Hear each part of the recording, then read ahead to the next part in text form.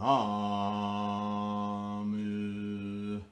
Myoho Renge Kyo.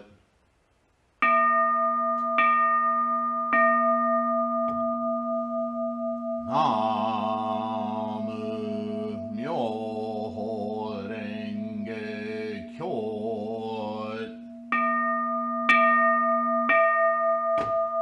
Namu Myoho Renge Kyo.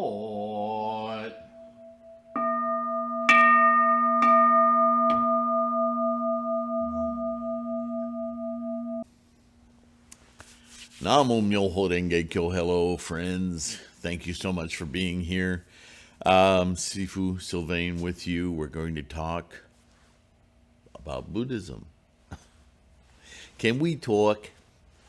All right, enough silliness. When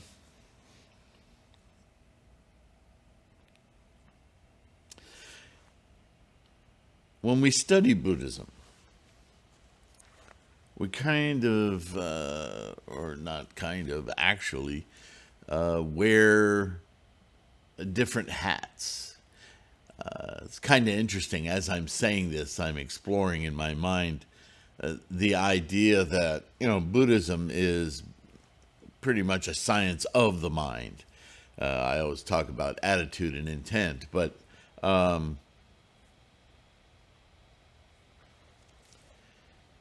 in the very act of our practice of Buddhism, the scholarship, the studying, the collecting of insights, aha moments, right? We are actually witnessing through experience, in other words, the many varied facets of what is mind. Sometimes we wear our Buddhist scholar hat on our mind, and it's about collecting the many sides of an issue or the many ways of perceiving.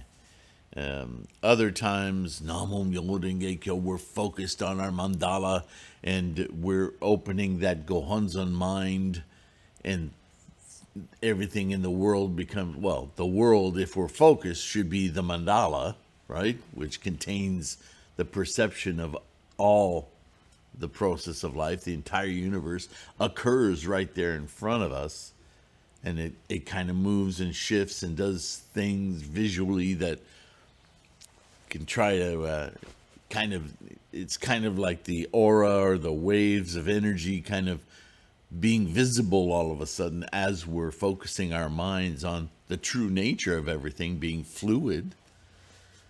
Our Buddha mind, right? Seeing rather than our physical mind seeing, right? And so there's that very in the moment experiential aspect of mind. And then there's the constant inner review and ordering of information, or disordering or ejecting of information, or obsessions of information. Our mind does all these different shifts constantly. And in our practice, we become more aware that our mind is constantly shifting. It's doing that anyway, but we become more aware of it. And that allows us to be a little bit more critical of it, a little bit more. When you're aware of a habit, you become more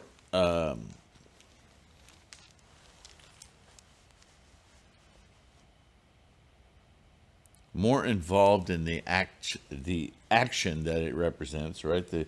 The karma, the perpetuation, and the affect of it.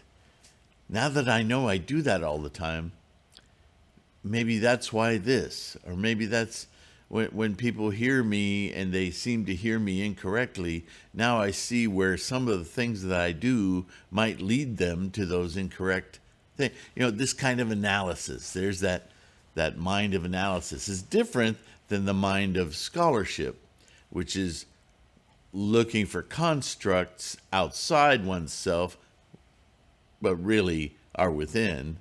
And then the constructs within oneself that one isn't necessarily aware that we're doing and creating. There's this inflow and outflow. Buddhism talks about outflows and inflows, right? And ending the outflows, not so much ending influence. That's not an outflow, but an outflow of grasping and holding on to.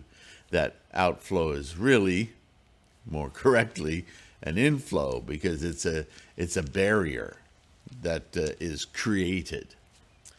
So, oh gosh, we're just got all these words and wordplay and blah blah blah to deal with. So why do I start this video this way? Because we're about to enter an area of discussion with the 3,000 realms in a single moment, where Nichiren, he's going to show us a scholarship of meditation. In other words, a scholarship of introspection, observation, awareness that, well, let me say, it will require that we wear a little bit of our physicist, scientist hat, and less of our emotional attachment hat, to kind of look at the world and the universe, as we often do on this channel, as I often do,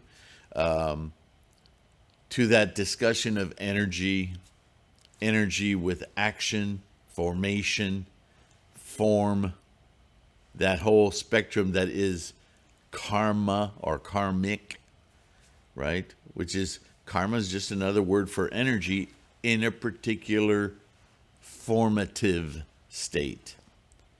The tendencies respond to conditions, and that in that interplay of a tendency and a condition is the formation to a form, and it can happen in less than an instant, and it can happen over a great period of time. Now you see, I'm forcing you to wear your little science cap right now, but that's what I'm talking about. Generally, when we talk about Buddhism, we think, especially when we talk amongst one another, we think behaviorally, right? We behave like this. We focus like this. We chant like this. And we behave in a way that focuses our single-mindedly, our instantiation, our invocation of Buddha clarity. But what is happening in all those steps? What's going on? Right? Kind of like a recipe. You can play in the kitchen for years and years making wonderful dishes, knowing that butter reacts a certain way, that your bread tastes better when you do this. And none of that is chemistry. And yet it's all chemistry. But the difference is the way you think about it. And there are chef schools out there where they think chemistry. How can I make this texture and this flavor happen in a frozen ball that disintegrates within minutes? And how can I push the envelope of experience of taste and sensation and textures and so on? There are people who cook that way, right? That would break my brain. I think I would cease to enjoy food as a food. The experimentation and the science might be really entertaining, but I don't know if I'd be motivated to eat it all. Do you know what I mean? So, 3,000 realms in a single thought moment. It's a big, big, big concept, and I've already said many times now that it's central to understanding the way Buddhism works. Buddhism isn't just a fad or a way of coping.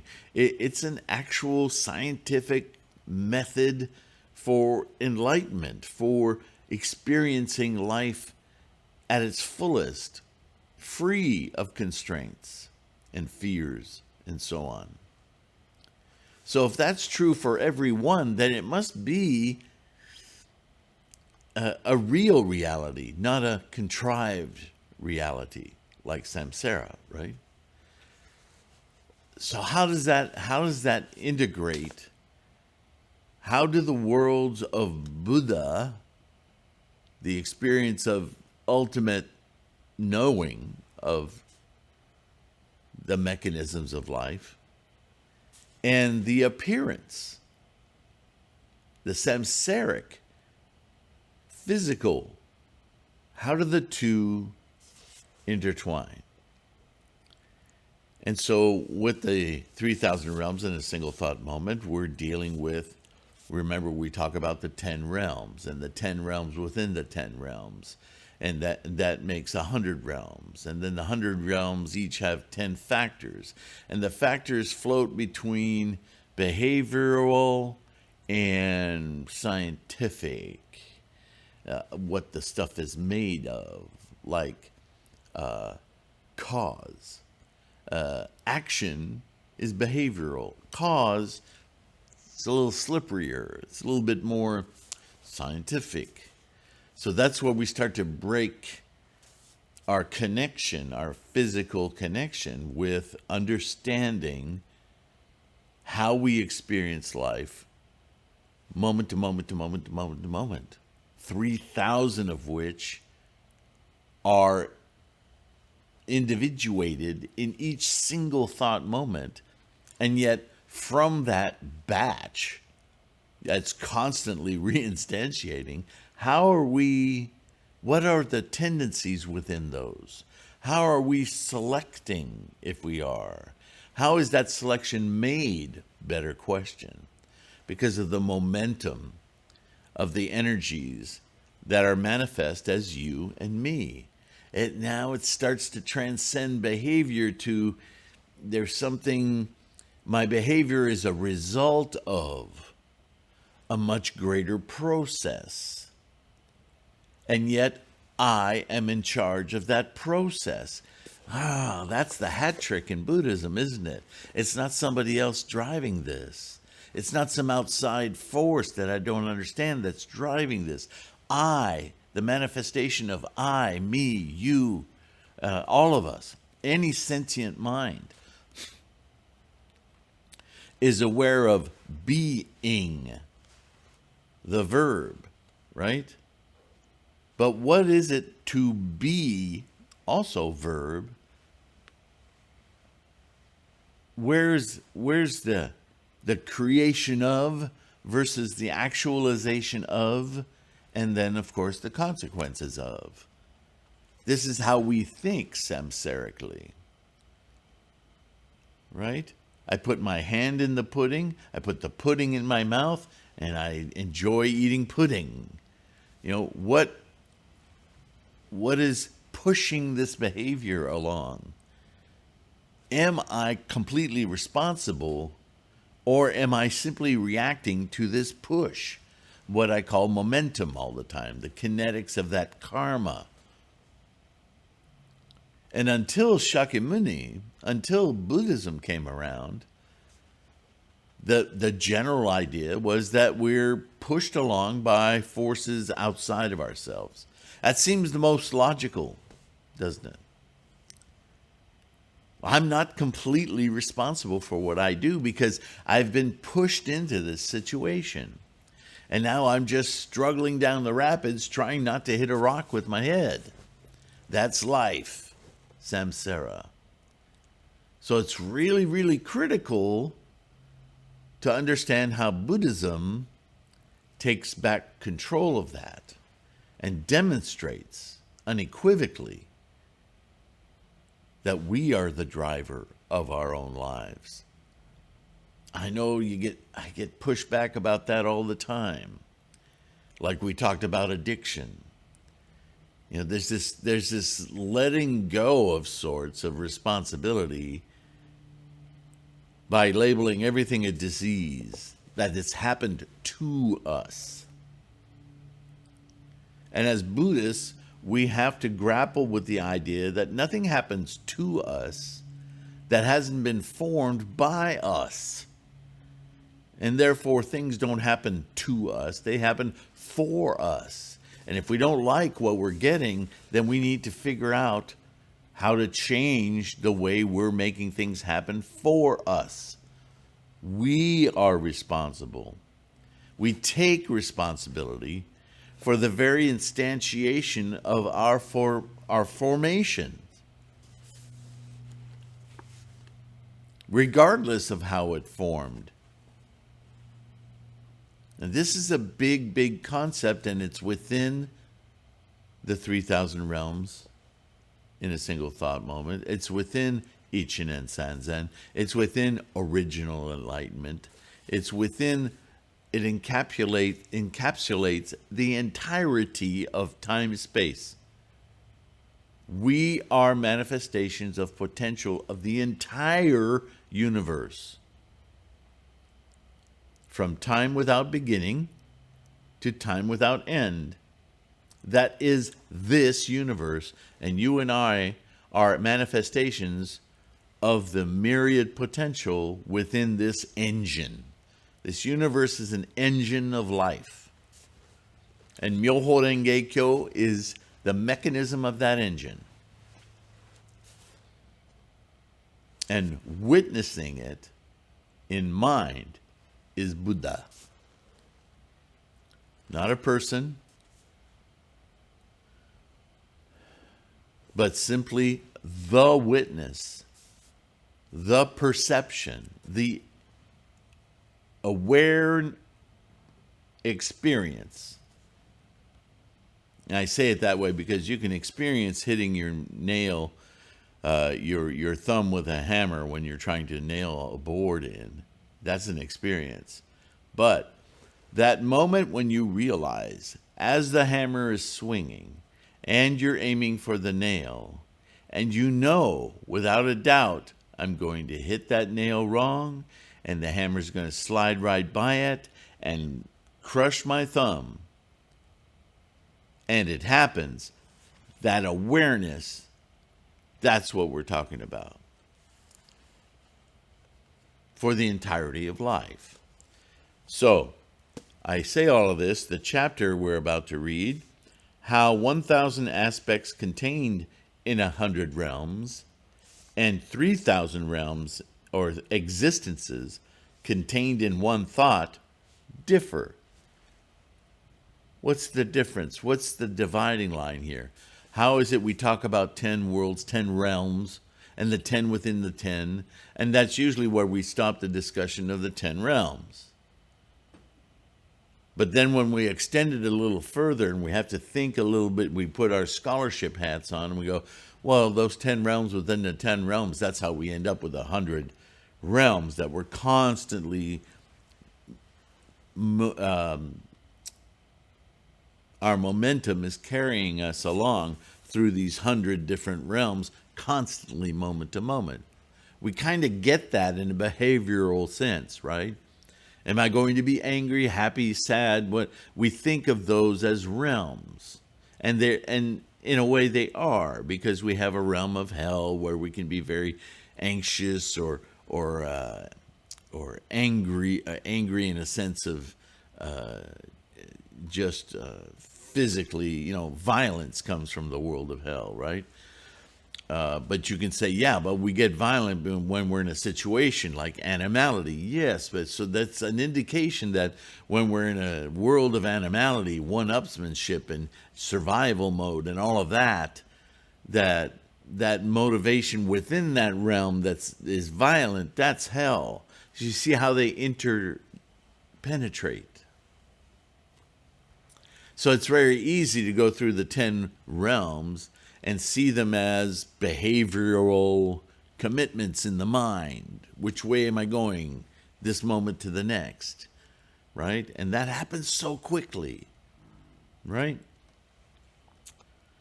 But then to understand that on a cellular level, what are the energies behind those potentials? Where's that come from? Why is that more available to me this way and less available to me that way? Not available in the sense of can I get it, but that it's more instantaneous in our somehow lizard mind decision making. Decisions that we aren't normally aware of, we're simply reacting, right? Somebody shouts at you, you might cower or you might lash out. Why do you lash out rather than cower? Who runs that? See, in Buddhism, the answer is always the same. You do. You're just not aware that you do. So how does that play out? And that's what we're going to discuss here. We have 3,000 existences in each thought moment, but we experience those existences through the realms. So is there a dividing line? Is there a difference? What's the perceptive? What's the analytical? What's the idea behind this? So, question. How does the term 1,000 aspects contained in 100 realms differ from 3,000 existences contained in one thought, Ichinen Sanzen? Answer. Speaking of a mind having 1,000 aspects contained in 100 realms, we consider sentient beings only. When we talk about 3,000 existences contained in one thought, we consider both sentient as well as non-sentient beings. Okay, so now, before you pour yourself a drink, this is a sticky part for many, many people when they start practicing Buddhism, even those of us who've practiced for decades, right? How can a tree be enlightened is basically what it comes down to. And the answer to that, I would say, is that that's the wrong question.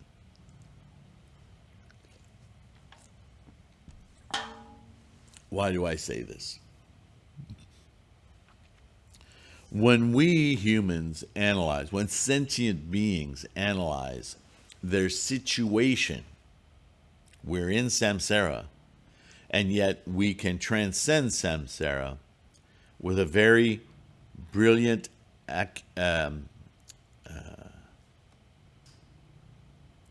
mind of acuity, a mind of clarity that understands perfectly how, why things occur the way that they do. Why the life process itself becomes obvious as we see ourselves as players amongst players in this drama of the process of life. How amazing that is. We see it through our interrelationships. But our interrelationships are sentient. In other words, we're fully aware, or we can be fully aware, more and more so as we practice more, right?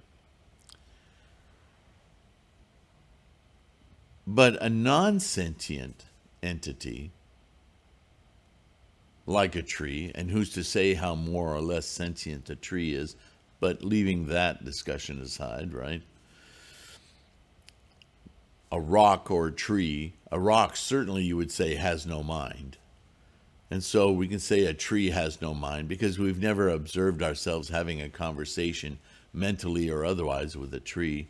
Again, slippery slope.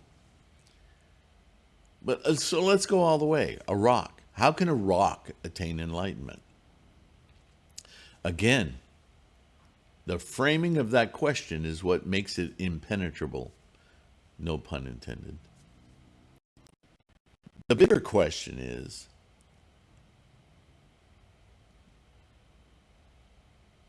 why rock?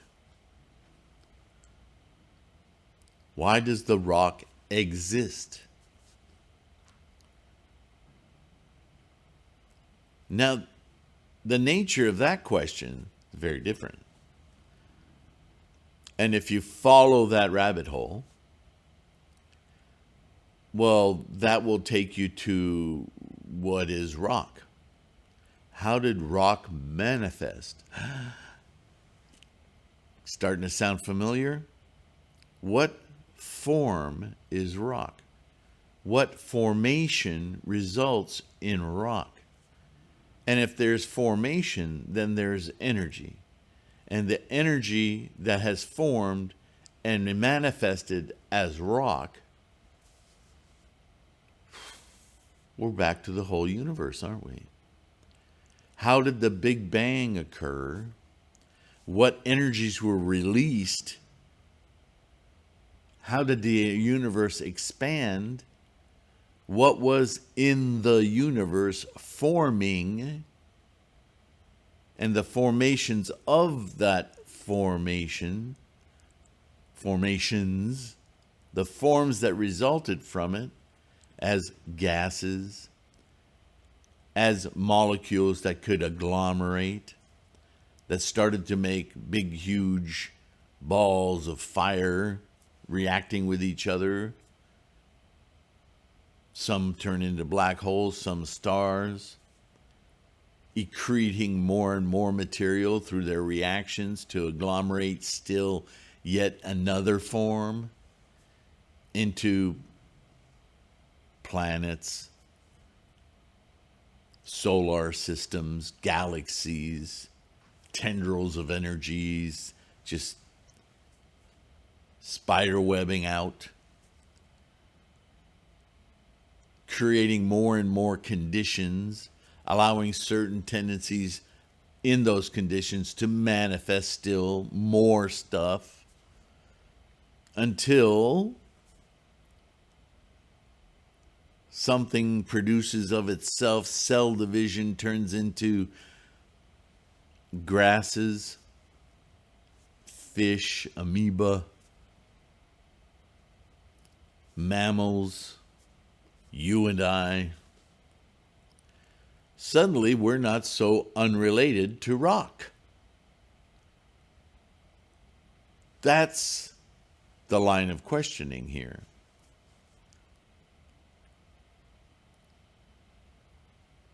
It's like there are Buddhist-inspired jokes about this kind of thinking. Does the chicken cross the road, or does the road pass under the chicken? Does the rock exist as some anomaly, or does the fact that you can see the rock validate that the rock exists because you wouldn't without it? Well, now we're getting closer to what 3,000 existences really means. The very potential for your formation and realization as the form you cannot be differentiated from that. What could be more global, more holistic thinking about this process of life? All these separations, these categories that we invent are simply that. Invented. We're not separate. We're simply different expressions of. This is probably the singular most mind-altering perception of Buddhism. That when you fully really get that those differences dissolve, not that they go away, but that you appreciate them, experience them. You can look at a rock as a friend. It's not derision. It's actual. We're all from the same place. Equanimity. What happens with that isn't about rubber room time. What happens is all the energy we spend identifying with ownership of things becomes completely nonsensical because we are the things. It would be like samsara is an argument with your hand that you don't want to do what your hand wants to do, like it's a separate entity, and you spend your life, well, it could become tragic very quickly, couldn't it?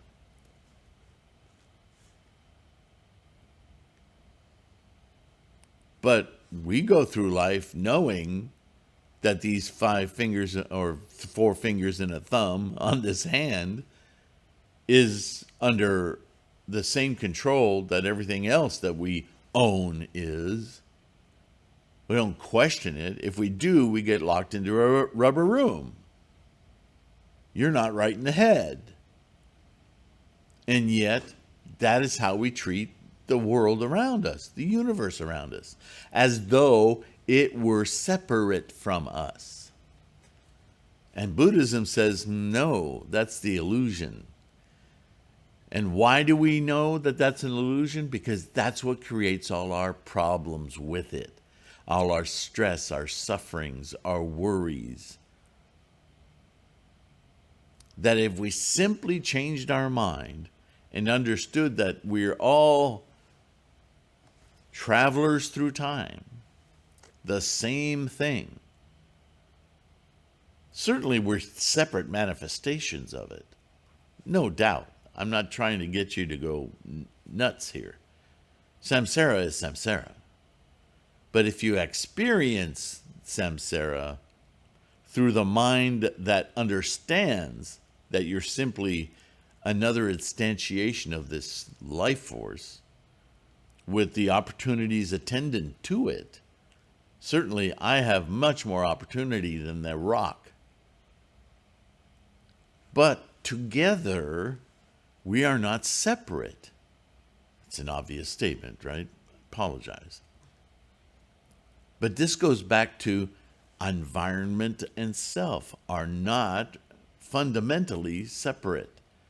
We only are appearing separate in this formation, manifestation, at this moment, in this time. But how many of you know about the future of our sun expanding to completely swallow up the planets of our solar system? Do you think there will be separation between you and rock then? Well, just reintegrate. Take some other form. See, this is what normal life without Buddhism, this is how we plod along, thinking that every moment is ours and special, and that the next moment will be a rubber stamp of this moment. You know when you say it out loud how ridiculous that is, and yet that's how human beings live their lives. That's how most sentient beings live their lives. And that's why they live in fear of the next moment. What will I lose? What have I lost? Where will I go? And that's all about possessing and making static, which is not the life process. It's constantly changing. Get with that program, and suddenly you're freed of all that stress, and you're perceiving this great journey, this ride, this momentum. Yeah?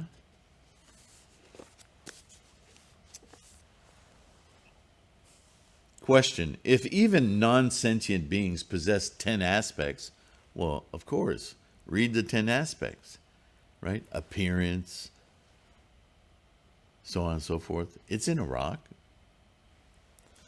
Does this mean that even grass and trees possess senses so that they can attain Buddhahood just like sentient being? There's the question. Answer: this is difficult to understand and difficult to believe or witness. In fact, there are two aspects in which Chendai is hard to understand and hard to believe. One is his theology, and the other his spiritual contemplation. Let aside the inculcated rhetoric here. Let's just go on.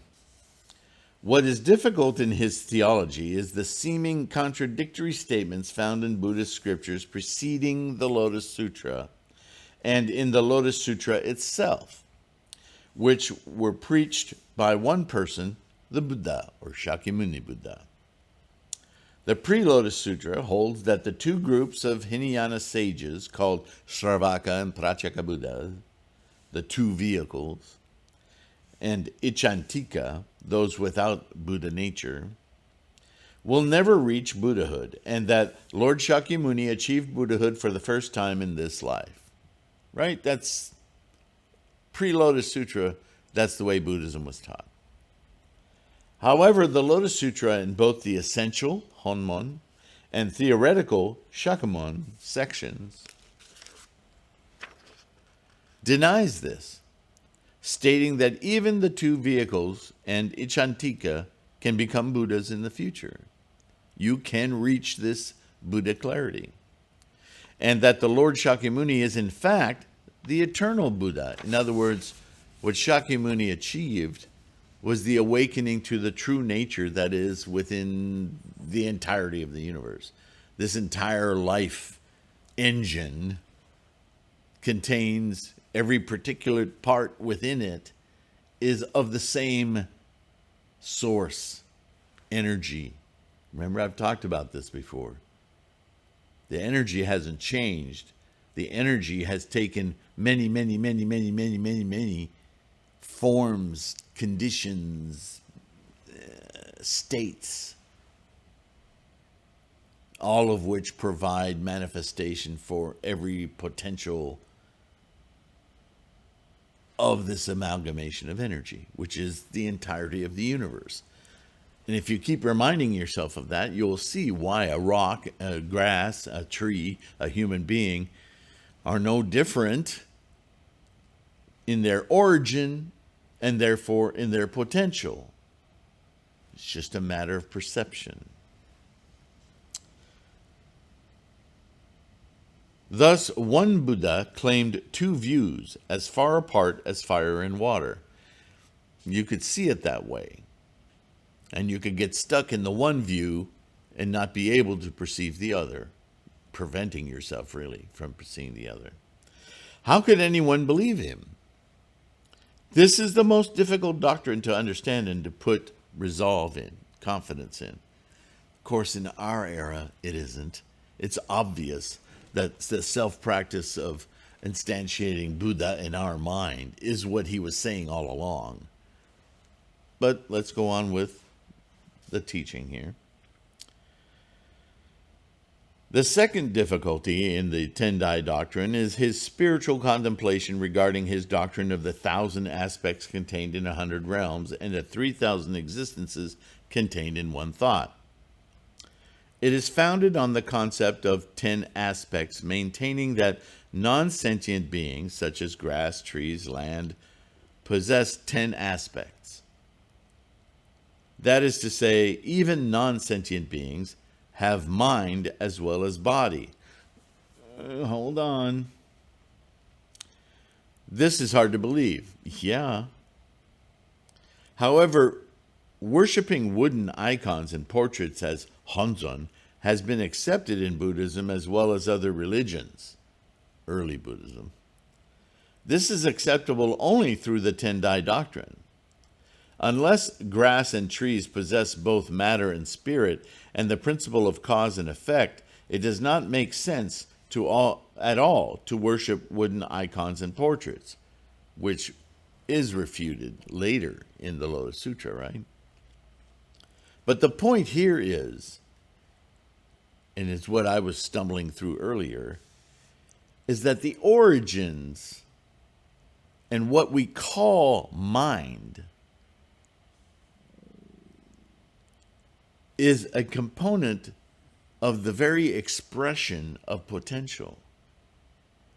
So here you have a deeper concept of understanding that mind is the fabric that holds together sentient experience. But your sentient experience doesn't stop before it perceives the rock or the tree or the grass, or the fact that the tree and the grass grow and they're seasonal. All of those experiences are yours to witness and experience. And therefore the mind, which isn't an organ or found in the body, the mind is a much larger web of perception than simply that which exists solely in the person. This is critical now, because once again we're confronted with our samsaric selfishness, our need to be an entity separate from everything else. But when this apparatus, the planet, the stars, and our bodies, manifests mind, that mind isn't a bubble connected to you. That mind is your experience, certainly very intimate to you, but also extends to everything that is your experience. Others, the world around us, the trees, the grasses, the planets, the universe. Think on that now. And the more you think on that, the more you will then, it'll become totally blindingly obvious how it is that as you awaken your Buddha mind, you are instantly connected with all the other mind. This is how we influence and are influenced by others, through the mind. The mind is the great equilibrium of everything. We're not separate. Through mind, we are all connected. You ever seen pictures of the universe where they're struggling with this dark energy, dark matter, and they show these filaments connecting through billions of light years? Everything is interconnected by this perceived or calculated or suggested web. I forget what they call them. They actually have astrophysicists have names for these tendrils connecting everything. It's like a huge spider web of the universe that we have instruments that can barely detect or can detect at all. If you thought of mind that way, you would not be far off, right? Question: where does it say that both grass and trees, as well as the land, like sentient beings, possess 10 aspects and the principle of cause and effect? Answer: Facile 5 of Tendai's Great Concentration and Insight says, quote, "The land on which sentient beings live, one of 3 factors of a realm, also possesses 10 aspects." Remember the 3 factors? Living beings, their environment, right? Therefore, even in an evil land, 10 aspects such as form, nature, and substance exist. That's what I was saying earlier. It is also said in Miao Lo's commentary on the profound meaning of the Lotus Sutra, Facile 6, form, the first of the 10 aspects, is contained in matter, those with form. Nature is contained only in mind. Substance, function, action, and condition are related to both matter and mind. Cause and effect are contained only in mind. While rewards are of matter only, end quote. Miao Lo preaches in his Diamond Scalpel each blade of grass, quote, and each tree, even a particle of gravel or dust, possesses three causes of Buddhahood: inborn Buddha nature, wisdom for seizing it, and right actions which help develop this wisdom. The next chapter is the mutual possession of the 10 realms as revealed in the Lotus Sutra. But I want to pause here. And I know that's always a difficult concept.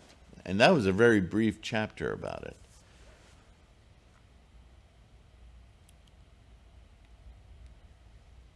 But it's really profound when we think of self and environment, that simple equation that we read things about in Buddhism and outside of Buddhism. That integrated relationship that Buddhism sees between self and environment, which is the primary illusion of samsara, is that they are separate. That when we get our mind right, that we are all in the same process. We are all, the delusion, in the same process. That this life is providing manifestations of every sort of potential combinations of energies in different states to witness, to flow through. That we all belong to one another. That we're all the same thing, experience. That mind is the great connector. That the entire universe could be conceived as a mind. And physicists have done this also. Look up Boltzmann brains. A lot of physicists get their ideas, I'm convinced, from reading Buddhism. The mind that is the universe has potential experiences that are experienced, manifested. Look at the search engine on the homepage of this channel and search the fountain analogy video for something more in depth on this very thing. The fact that 10 people see a fountain and then 20 minutes later they're each asked in a separate room, do you remember seeing that fountain? And you'll have 10 different definitions of what that fountain is, if it even existed to them, if they even saw it. But that doesn't deny the existence of the fountain.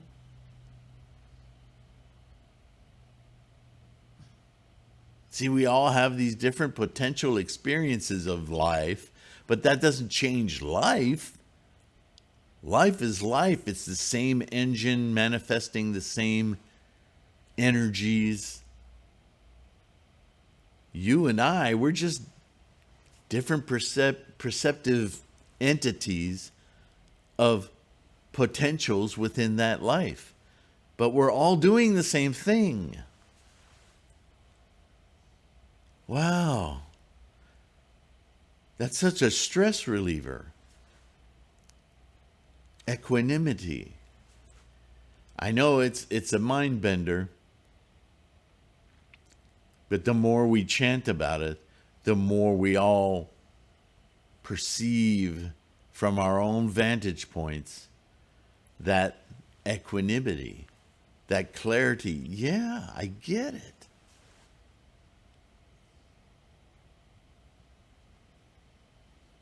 Now we're going to talk this next chapter about the 10 realms again, something a little bit more intimate to our mental experience. And maybe with this preface of the 3,000 realms, it'll penetrate our mind a little differently. We'll start to pierce through that identity of our own personal bubble, like we own our own little universe. And we'll start to see how the skin of that universe is actually not there. And we'll start to interpenetrate the universe. Others, friends, family, lovers, We won't see them as separate things. We'll see them as a co-process. Man, that changes a lot of attitude, doesn't it? Think on that. And while you do that, I want to thank you for being here, for taking this journey with me, for downloading the audio podcasts. Please comment, and most of all, of course, like or dislike this video, but please subscribe. Let's get more people into the dialogue here. We can do that by subscribing and growing this channel's presence so that YouTube will take us seriously and start pushing out to more people who are searching Buddhism, and suddenly our channel will pop up. And we can start spreading this teaching. Yeah? Namo Myoho Renge Kyo. Thank you again. To our patrons, you guys are awesome, whether through Patreon or PayPal. Thank you, thank you, thank you. And I will see you in the next one. Please be here. Bye for now.